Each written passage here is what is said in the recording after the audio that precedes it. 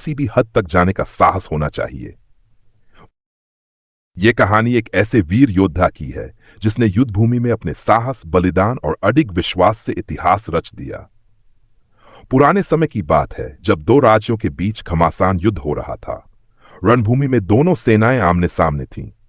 उस युद्ध में एक वीर सैनिक अर्जुन सिंह अपनी अद्भुत वीरता के लिए प्रसिद्ध था। उसने अपने राज्य की रक्षा के लिए सब कुछ दांव पर लगा दिया।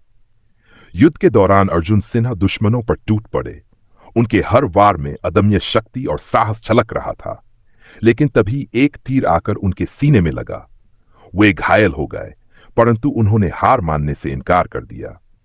उन्होंने अपनी चोटों की परवाह किए बिना दुश्मनों पर आक्रमण जारी रखा।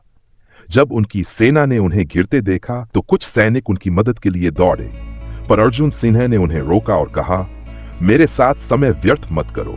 दुश्मन की सेना को हराने पर ध्यान दो। ये भूमि हमारी मां है, इसे किसी भी हाल में बचाना है। घायल अवस्था में भी अर्जुन सिंह ने अपनी तलवार से कई दुश्मनों को परास्त किया। उनकी वीरता देखकर उनकी सेना में नई ऊर्जा का संचार हुआ। अंततः उनकी सेना ने विजय प्राप्त की। अर्जुन सिंह युद्ध के अंत तक लड़ते रहे। जब युद्ध समाप्त हुआ तो वह रणभूमि में गिर पड़े। उनके राजा स्वयं उनके पास आए और बोले, तुम्हारा बलिदान और साहस अमर रहेगा। तुम्हारे जैसा वीर योद्धा हर युग में नहीं जन्म लेता।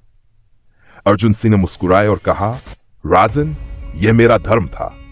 अपनी भूमि और अपने लोगों की रक्षा करना ही मेरा जीवन है।